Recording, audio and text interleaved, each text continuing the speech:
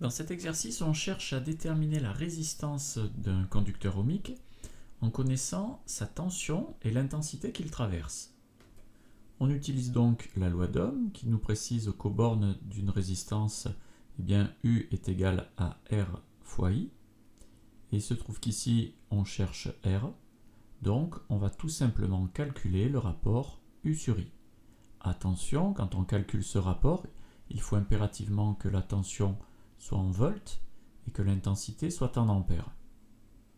On a donc R qui vaut 12 volts divisé par 300 mA, c'est-à-dire 0,3 ampères. On effectue la division et on trouve une valeur de 40 ohms.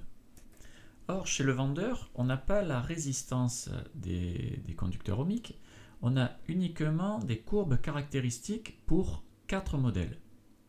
Il va donc falloir trouver quel est le bon modèle. Alors, plusieurs stratégies sont possibles. La première consisterait à calculer pour chacune de ces résistances la valeur. Comment est-ce que c'est possible? Tout simplement, puisqu'on a la valeur de la tension et la valeur de l'intensité, il suffit par exemple de se placer ici et de faire le rapport 6 sur 0,2. On pourrait faire la même chose pour R2, R3 et R4. Alors il y a une autre façon de procéder. On sait que la loi d'Ohm est une relation de proportionnalité entre U et I.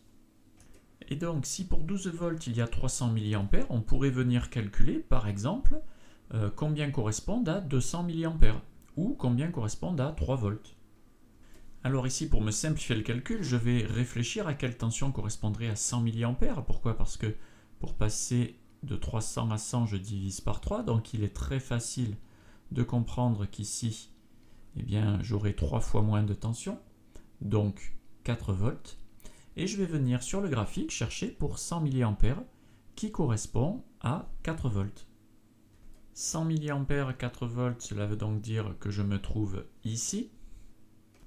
Et donc la caractéristique devrait passer par ce point. Je vois bien que ce n'est aucun des 4 conducteurs ohmiques et donc le fournisseur n'a pas la résistance qu'il me faut.